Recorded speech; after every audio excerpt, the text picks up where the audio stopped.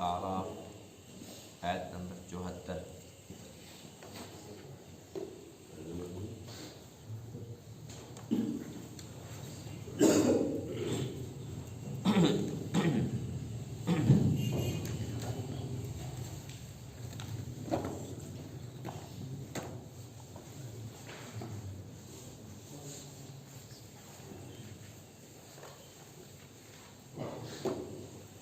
أعوذ بالله من الشيطان الرجيم،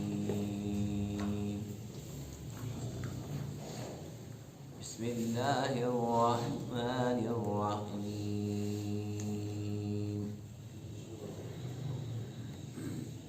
قال الملأ الذين استكبروا من قومه للذين استضعفوا لمن آمن منهم أتعلمون أن صالحا مرسل من ربه؟ قالوا إنا بما أرسل به مؤمنون۔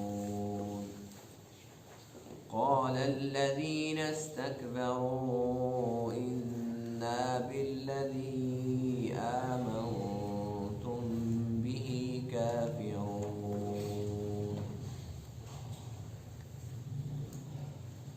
فعقروا الناقة وعتوا عن أمر ربهم وقالوا يا صالح ائتنا بما تعدنا إن كنت من المرسلين۔ فأخذتهم الرجفة فأصبحوا في دارهم جاثمين۔ فتولى عنهم وقال يا قوم لقد أبلغتكم رسالة ربي ونصحت لكم ولكن لا تحبون الناصحين۔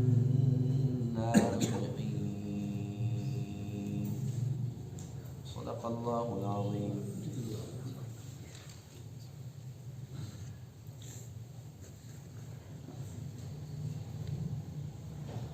آج کے درس میں آیت کریمہ میں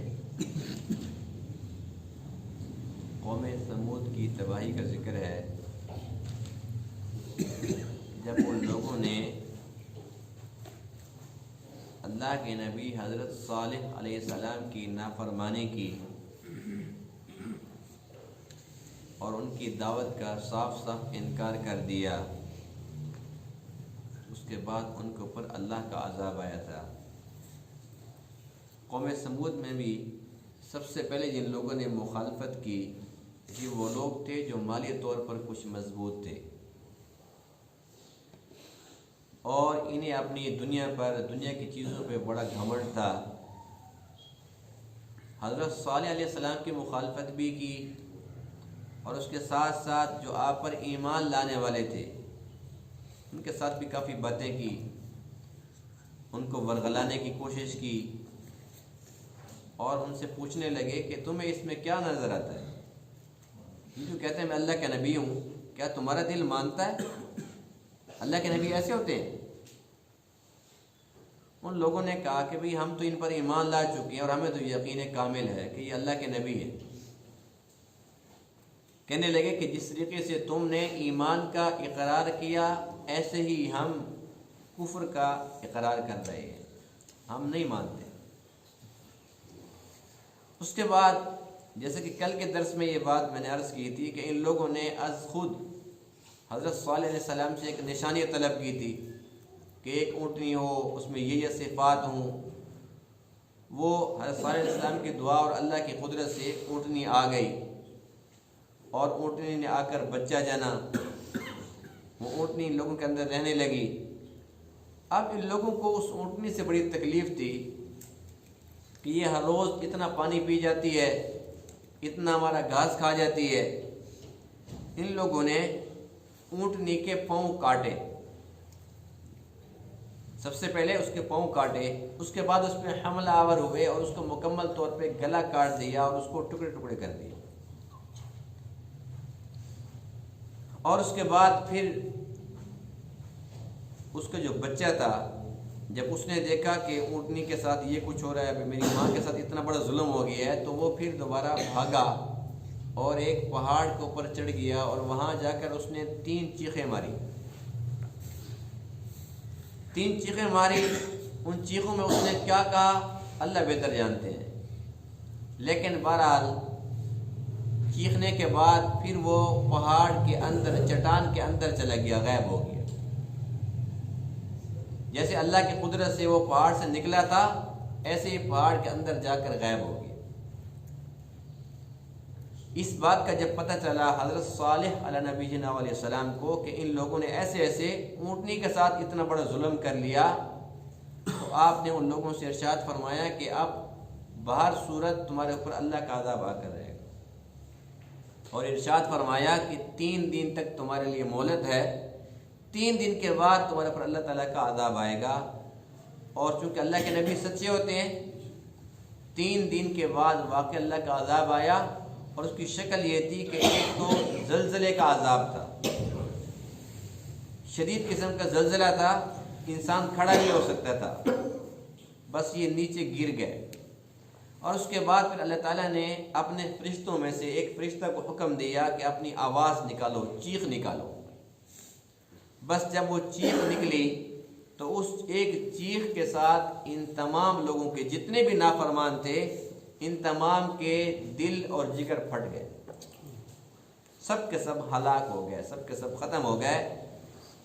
جب یہ مر چکے تھے، حضرت صالح علیہ نبینا علیہ السلام ان مرے ہوئے کو پھر خطاب فرما رہے ہیں، میں نے تمہیں کہا نہیں تھا میری بات مان لو، تمہیں بڑا سمجھایا اور اللہ کا پیغام تم تک پہنچایا، میں تو تمہارا خیر خواہ تھا، تمہیں بڑی نصیحت کی، لیکن تم بڑے عجیب لوگ ہو، تمہیں تو نصیحت کرنے والے پسند ہی نہیں، تمہیں یہ بھی بات سمجھ نہیں آئی کہ میں تمہاری نفع کی بات کر رہا تھا. یہ مر چکے ہیں، اللہ کے نبی ان کے ساتھ باتیں کر رہے تھے. جس طریقے سے کوئی بندہ مر جاتا ہے اور وہ جان بوجھ کر ایسی حرکت کر کے جاتا ہے، اس طریقے سے مرتا ہے، تو پھر اوپر والے کیا کہتے ہیں، اس کو میں نے بڑا سمجھایا تھا، تجھے ایسا نہیں کرنا چاہیے تھا. تو اس طریقے سے اللہ کے نبی نے ان کے اوپر اتنی باتیں فرمائی، لیکن اب تو وہ مر چکے تھے اور اللہ کے پاس پہنچ چکے تھے. دنیا کے اندر یہ کچھ ہوا، اور جو آخرت کا عذاب ہے وہ بھی یقیناً ان کو مل کر رہے گا، اور وہ بہت بڑا ہوگا.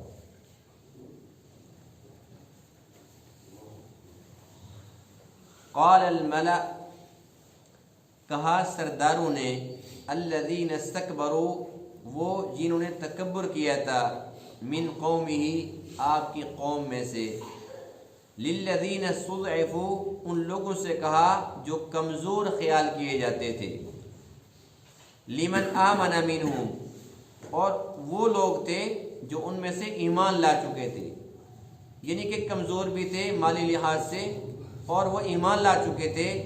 انہوں نے کیا کہا، اتعلمون، کیا تم یقین رکھتے ہو، ان صالحا مرسل من ربی، کہ یہ جو صالح ہے یہ اللہ کی طرف سے بھیجا ہوا ہے، یہ نبی ہے.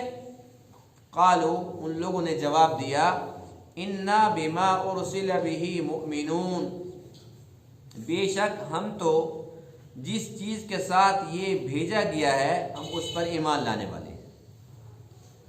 قال الذین استکبروا، جو متکبر لوگ تھے انہوں نے کہا، انا بالذی آمنتم بہ، بے شک ہم اس چیز کے ساتھ جس پر تم ایمان لائے ہو، کافرون، ہم کفر کرنے والے ہیں.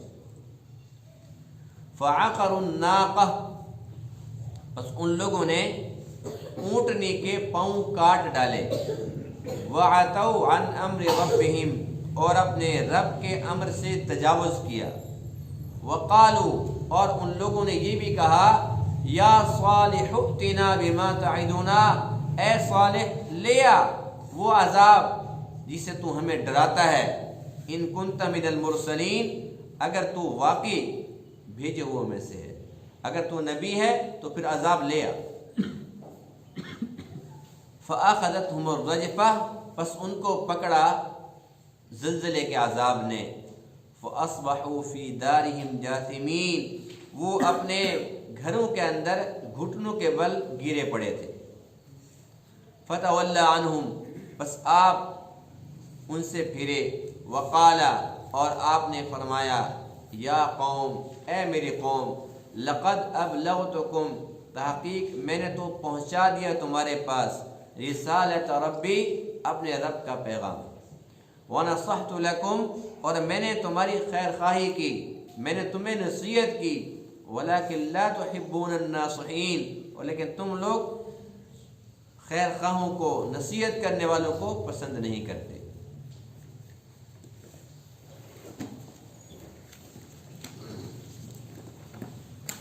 قوم ثمود نے حضرت صالح علیہ السلام کو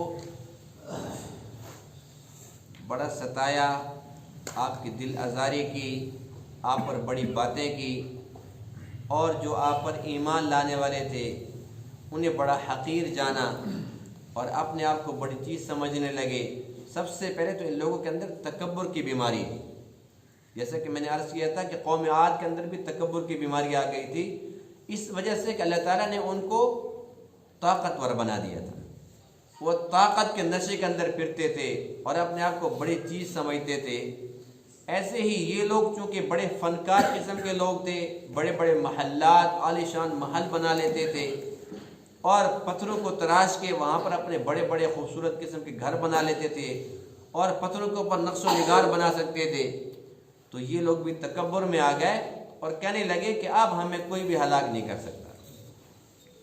اور یہ اللہ کی قدرت پر یقین نہیں رکھتے تھے، یہ بھول گئے کہ وہ ہر ایک چیز پر قادر ذات ہے، اور اگر وہ چاہے تو آنن فانن ان کی فنکاری کو بھی ختم کر دے، ان کی کاریگری کو بھی ختم کر دے، ان کو تباہ و برباد فرما دے. لیکن یہ لوگ تکبر کے نشے میں تھے. بہرحال ان لوگوں نے کیا کیا، انہیں اونٹنی سے بڑی تکلیف تھی. جس اونٹنی کو خود مانگا تھا اب اس سے بڑی تکلیف تھی، اور بالخصوص ایک ایسی عورت تھی جس کے پاس مال و دولت بھی بہت زیادہ تھا، بھیڑ بکریاں بھی بڑی زیادہ تھی. اب ظاہر سی بات ہے کہ اس کے پاس چونکہ بھیڑ بکریاں زیادہ تھی تو زیادہ تکلیف اسی کو تھی کہ بھئی ایک دن اونٹنی پانی پیتی ہے اور دوسرے دن سارے کے سارے جانور، تو میرے جانور بہت زیادہ ہیں، مجھے ٹائم بھی بہت زیادہ لگتا ہے، مجھے تکلیف بھی زیادہ ملتی ہے. تو اس نے ایک غنڈے کو کہا، اس کی بیٹی بڑی خوبصورت تھی، اس نے کہا کہ بھئی جس بیٹی کے بارے میں تو کہے گا تو میں تیرے ساتھ اس کا نکاح کرنے کے لیے تیار ہوں، بس اس اونٹنی کو ختم کر کسی طریقے سے. اس نے کہا کوئی مسئلہ نہیں ہے، بس اگر تم میرا یہ مطالبہ ماننے کے لیے تیار ہے، جس بیٹی کا میں کہوں گا تم مجھے دینے کے لیے تیار ہے، تو بس اونٹنی کا کام میں تمام کر دیتا ہوں. اللہ تعالیٰ کا پاک ارشاد ہے، وَكَانَ فِي الْمَدِينَةِ 9 رَهْطٌ، کہ اس شہر کے اندر 9 غنڈے رہتے تھے. يُفْسِدُونَ فِي الْأَرْضِ، وہ زمین کے اندر فساد ہی پھیلاتے رہتے تھے. وَلَا يُصْلِحُونَ، کبھی اصلاح کی بات نہیں کی تھی، کبھی انہوں نے خیر کی بات کی ہی نہیں تھی، غنڈے جو تھے. تو اللہ فرماتے ہیں کہ وہ جو غنڈے تھے ان میں ایک بڑا غنڈا تھا جس کے ساتھ باقی سارے کے سارے ملے ہوئے تھے. اس غنڈے کو اس عورت نے لالچ دیا کہ بھی اونٹنی ختم ہوگی تو پھر یہ میری بھیڑیں بکریاں یہ ساری کے ساری آرام سے پانی بھی پئیں گی اور میری پریشانی بھی ختم ہو جائے گی. اس نے کہا کہ کوئی مسئلہ نہیں ہے، یہ کام میرے سپورٹ کر. اب اس نے کیا کیا، اپنے ساتھیوں کو ملایا اور سارے کے سارے اکٹھے ہو کر بیٹھ گئے. اونٹنی جہاں سے پانی پینے آتی تھی آج اونٹنی کی باری تھی، پانی پیے گی، اس کے بعد جب یہاں سے نکلے گی راستے کے اندر ہم اس کے اوپر حملہ آور ہو جائیں گے. اب یہ لوگ چھپ کر بیٹھے ہوئے تھے. اونٹنی نے پانی پیا، پانی پی کے اس کے بعد ایک درے سے وہ گزرا کرتی تھی. جب وہاں سے وہ گزرنے لگی تو ان لوگوں نے سب سے پہلے حملہ کیا تلوار کے ساتھ اور اس کے پاؤں زخمی کر دیے، پاؤں کاٹ دیے. اب ظاہر یہ پاؤں اس کے کٹ گئے، بیچاری گر گئی وہ. اس کے بعد اس کی گردن کاٹ لی، اس کے اوپر چڑھ کے بیٹھ گئے. اور 9 بندے تھے اور سب نے ایک دم سے حملہ کیا اور اس کو قتل کر دیا. اور یہ منظر اونٹنی کا بچہ ساتھ دیکھ رہا تھا.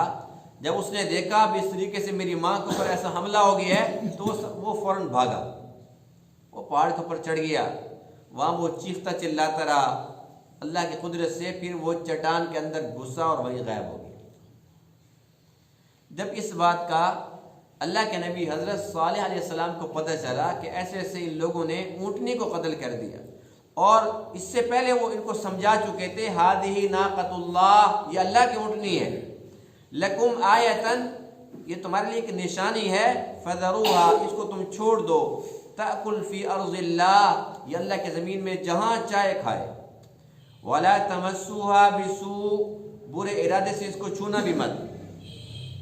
یہ ساری بات تو ہم نے پہلے سمجھا دی تھی، لیکن ان لوگوں نے تو قتل ہی کر دیا تھا۔ حضرت صالح علیہ السلام نے فرمایا کہ اب بات یہ ہے کہ تم نے بہت بڑا جرم کر لیا، اللہ کی اونٹنی کو تم نے قتل کر دیا، اور اب ایک ہی راستہ ہے کہ تمہارے اوپر اللہ کا عذاب آئے گا۔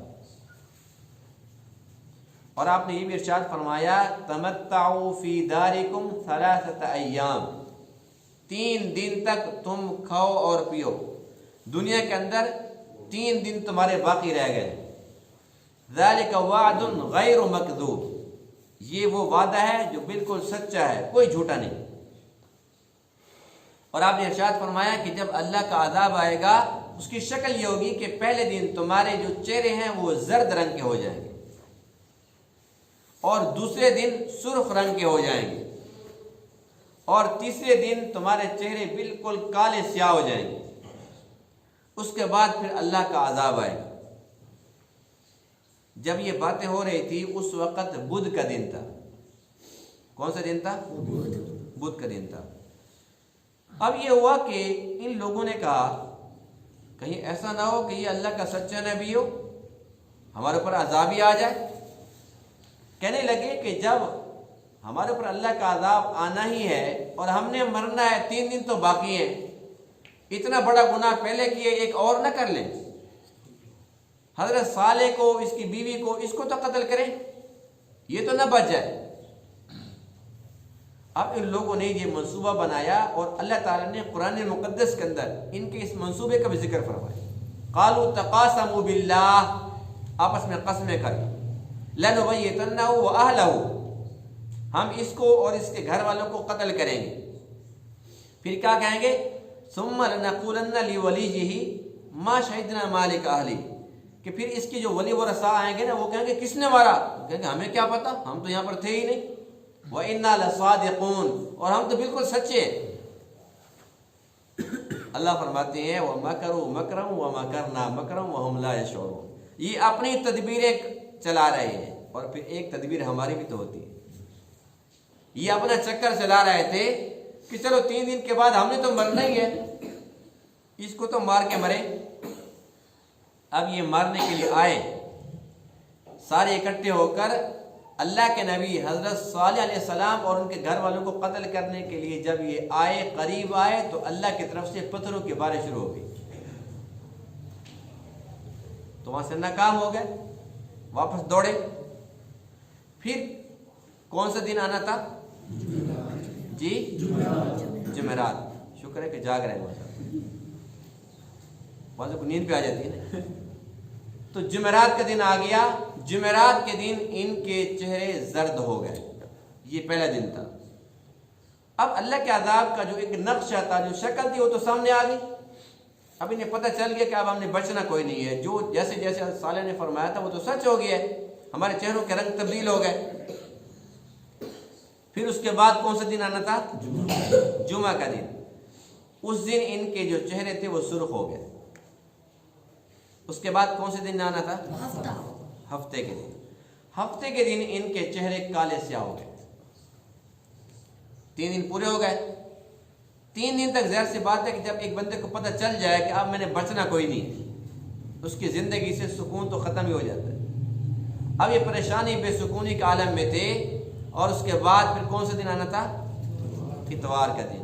اتوار کے دن صبح جیسے ہی سورج طلوع ہوا، اس کے ساتھ ہی یہ لوگ اب انتظار کر رہے تھے کہ پتہ نہیں اللہ کا عذاب کیسے آئے گا۔ ابھی تک تو ہم ٹھیک ٹھاک ہیں، صرف چہرے کا رنگ ہی بدلا ہے، باقی کھا رہے ہیں، پی رہے ہیں، بول رہے ہیں، باتیں کر رہے ہیں، وہ تو کچھ بھی نہیں ہے۔ بس اس کے بعد پھر اللہ تعالیٰ نے ان کے اوپر 2 عذاب بھیجے۔ ایک یہ کہ زلزلہ آیا، یہ زلزلہ بھی اللہ کا ایک عذاب ہوتا ہے۔ زلزلہ آیا اور وہ اتنا تیز تھا اللہ فرماتے ہیں کہ فَأَصْبَحُوا فِي دَارِهِمْ جَاثِمِينَ، یہ گھٹنوں کے بل گر پڑے. یعنی کہ ایک بندہ نا کھڑا نہیں ہو سکتا نا، وہ گرتا ہے تو گھٹنوں کے بل ہی گرتا ہے. یہ نیچے گرے، ابھی تک یہ اٹھے نہیں تھے کہ اس کے بعد اللہ کی طرف سے ایک فرشتے نے چیخ ماری، اور اس چیخ کو یہ برداشت نہ کر پائے، ان کے دل اور جگر پھٹ گئے. یہ سب کے سب ختم ہو گئے، سب کے سب تباہ و برباد ہو گئے. تو دیکھیے جن لوگوں نے بھی اللہ کے نبیوں کی بات نہیں مانی ان کا انجام کیا ہو. اور ان لوگوں نے مذاق اڑایا تھا، یہ اللہ کے نبیوں کا مذاق اڑاتے تھے، ان کے اوپر جملے کستے تھے، ان کے اوپر بڑی بڑی باتیں بناتے تھے. لیکن اللہ تعالیٰ نے کیسے ان کو رسوا فرمایا. اور جب یہ سب کے سب ختم ہو گئے، اس کے بعد ایک اور بات بڑی عجیب ہے کہ حدیث پاک میں ہے کہ ایک ایسا شخص جو اس وقت قوم سمود کا تھا لیکن ان کے ساتھ نہیں تھا، وہ حرم شریف میں تھا. وہ حرم شریف میں تھا. جب ان کے اوپر اللہ کا عذاب آیا تو وہ بچ گیا. پھر کیا ہوا کہ جب وہ حرم سے باہر نکلا تو اس کے اوپر وہاں پر پھر پتھر برسے. اللہ سے کوئی بندہ بھاگ سکتا ہے؟ یہاں اس وقت نہیں تھا لیکن وہ نافرمان تھا، قوم سمود کے ایک فرد تھا، اور اللہ تعالیٰ نے اس کو وہیں پر عذاب کا مزہ چکھایا اور اس کو وہیں پر ہلاک فرمایا. اور اس شخص کے بارے میں حدیث پاک میں ہے کہ ایک مرتبہ حضور علیہ الصلوۃ والتسلیمات سفر پہ جانے لگے اور آپ کے ساتھ چند صحابہ بھی تھے. آپ طائف کی طرف کو جانے لگے تو راستے کے اندر وہ مقام آیا، وہاں پر اللہ کے نبی رک گئے اور آپ نے ارشاد فرمایا صحابہ کرام سے کہ آپ کو معلوم ہے کہ یہاں کیا ہے؟ صحابہ نے کہا کہ اللہ اس کے رسول بہتر جانتے ہیں. فرمایا کہ یہ قبر ہے. فرمایا کہ پتہ ہے کس کی قبر ہے؟ عرض کیا کہ اللہ اس کے رسول بہتر جانتے ہیں، ہمیں تو معلوم نہیں ہے. فرمایا کہ قوم سمود کا یہ شخص ہے، اس کا نام تھا ابو رغال. فرمایا کہ یہ اس وقت وہاں پر نہیں تھا، یہ حرم کے اندر تھا. حرم کی برکات ہیں کہ جو انسان حرم میں چلا جاتا ہے تو اللہ کے عذاب سے محفوظ ہو جاتا ہے. دیکھو کافر ہے، قوم سمود میں سے ہے، جب تک یہ کافر حرم شریف کے اندر ہے تب تک اللہ کے عذاب سے بچا رہا. حدیث پاک میں کہ جب یہ وہاں سے نکلا تھا بس اس کے بعد راستے کے اندر اللہ کے اس کے اوپر عذاب آیا اور یہ وہیں پر مر گیا. پھر اللہ کے نبی فرماتے ہیں کہ اس کی ایک اور نشانی بتاؤں. اور نشانی یہ ہے کہ جب یہ جا رہا تھا اس کے پاس سونے کی ایک چھڑی تھی، اور جب یہ مرا تھا لوگوں نے اس کو پتھروں کے اندر ایسے دبا دی، اس کی قبر بنا دی، اور فرمایا کہ سونے کی چھڑی ابھی تک اس کے پاس پڑی ہوئی ہے. پھر صحابہ کہتے ہیں کہ پھر جب اللہ کے نبی نے یہ بات فرمائی تو ہمیں تجسس ہوا. اللہ کے نبی کی بات تو سچی ہے لیکن آنکھوں کے ساتھ دیکھنا چاہتے تھے، مشاہدہ کرنا چاہتے تھے. فرماتے ہیں کہ ہم نے تلواروں کے ساتھ وہ پتھر آگے پیچھے کیے اور جگہ کو کھودا. جب کھودا تو اندر ہڈیاں بھی نکلی کیونکہ وہ تو ہڈیاں ہو چکا تھا، اور فرمایا کہ اندر ہم نے دیکھا تو سونے کی چھڑی وہ پڑی ہوئی تھی. صحابہ نے وہاں سے نکالی. تو یہ اللہ کے نبی کی کتنی پیاری شان ہے. اللہ تعالیٰ اپنے جو نبی ہوتے ہیں ان کو جب چاہتے ہیں تو قبر کا حال بھی دکھا دیتے ہیں. اب اللہ کے نبی نے خود دیکھا اور آپ نے یہ بھی فرما دیا کہ یہ نشانی ہے، اور صحابہ کہتے ہیں کہ ہم نے اپنی آنکھوں سے دیکھا، ہم نے خود اپنے ہاتھ سے اس کو نکالا بھی. بہرحال جب قوم سمود کے یہ سارے کے سارے لوگ ختم ہو جاتے ہیں پھر حضرت صالح علیہ السلام ان کے اوپر آ کر پھر ان کو خطاب فرماتے ہیں، یا قوم، اے میری قوم، لقد ابلغتکم رسالت ربی، تحقیق میں نے تمہارے پاس اپنے رب کا پیغام پہنچایا، ونصحت لکم، اور تمہیں بڑی نصیحت کی، تمہاری بڑی خیر خواہی کی، ولکن لا تحبون الناصحین، تم لوگ ناصحین کو، خیر خواہوں کو تم پسند نہیں کرتے تھے. اب یہ اللہ کے نبی صلی اللہ علیہ وسلم کی یہ باتیں کرنا، ان کے ساتھ یہ خطاب کرنا، اس بات کی دلیل ہے کہ آپ یہ سمجھتے تھے کہ مردے سنتے ہیں. سنتے ہیں کہ نہیں سنتے؟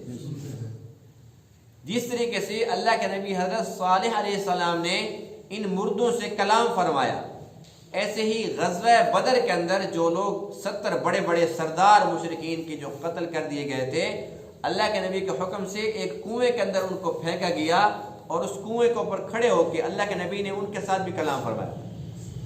اور اسے ارشاد فرمایا تھا نام لے کے، او ابو جال، او عتبہ، او شیبہ، اللہ نے جو وعدہ ہمارے ساتھ کیا تھا وہ تو سچا تھا، ہم نے اپنی آنکھوں سے دیکھ لیا، تم بتاؤ اللہ نے تمہارے ساتھ وعدہ کیا تھا تم نے سچا پایا کہ نہیں پایا؟ حضرت عمر رضی اللہ تعالیٰ عنہ آگے بڑھے اور عرض کیا ہے اللہ کے پاک رسول یہ تو مر چکے ہیں، آپ ان کے ساتھ کلام فرماتے ہیں، یہ کو سنتے ہیں؟ تو آپ نے ارشاد فرمایا کہ یہ تم سے زیادہ سنتے ہیں، فرق یہ ہے کہ تم بولتے ہو، تم آگے سے جواب دیتے ہو، یہ جواب نہیں دے سکتے لیکن سنتے ہیں۔ یعنی کہ اللہ کے نبی بھی سمجھتے تھے کہ مردے سنتے ہیں، حضرت صالح اللہ کے نبی یہ بھی سمجھتے تھے کہ یہ لوگ مرے پڑے ہیں لیکن یہ بھی سنتے ہیں۔ اور اللہ کے نبی نے ہمیں کہ دعا السلام علیکم یا اہل القبور یہ ہمیں سکھائی ہے، کیوں کہ جب تم قبرستان میں جاؤ تو سلام کیا کرو، سارے وہ سنتے ہیں نا، سنتے ہیں تو ان کو سلام کرتے ہیں۔ کبھی کسی نے کہیں پڑھا یا سنا کہ کہیں پر قرآن حدیث کے اندر یہ بات ہے کہ تم جا کر درختوں کو سلام کرو، دیواروں کو سلام کرو، پتھروں کو سلام کرو؟ کسی نے سنا؟ لیکن یہ تو ضرور سنا اور پڑھا ہے نا کہ جب قبرستان میں جاؤ تو سلام کرو السلام علیکم یا اہل القبور، وہ سنتے ہیں۔ اور جب ہم وہاں جا کر قرآن مقدس پڑھتے ہیں تو وہ قرآن کو بھی سنتے ہیں۔ حدیث پاک میں ہے کہ جب تم جاتے ہو، تم جا کر کلام پڑھتے ہو، تمہاری آواز کو وہ پہچانتے بھی ہیں کہ فلاں آ گئی ہے۔ اس لیے ہمارا عقیدہ یہ ہے کہ جو مردے ہیں وہ سنتے ہیں، اور اس قبر کے اندر زندگی ہے، عذاب یا ثواب اسی قبر کے اندر ہے۔ بعض لوگ لوگوں کو گمراہ کرتے ہیں کہ جو عالم برزخ میں ہے، برزخ کا معنی پردہ ہے، جب ایک انسان منو مٹی کے نیچے چلا گیا تو اتنا بڑا پردہ تو آ گیا۔ اس لیے اس قبر کے اندر ہمارا عقیدہ ہے کہ عذاب بھی ہے اور ثواب بھی ہے، اور اگر قبر کی زندگی نہ ہو تو پھر منکر نکیر آگے کیا کرتے ہیں؟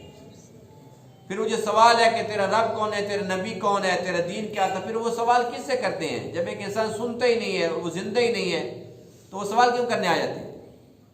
اس لیے مرنے کے بعد کی زندگی برحق ہے، اور جو لوگ مر چکے ہیں وہ قبروں کے اندر زندہ ہیں، انہیں ایک قسم کی زندگی حاصل ہے، وہ سنتے بھی ہیں اور وہ سمجھتے بھی ہیں، لیکن وہ ہمیں جواب نہیں دے سکتے۔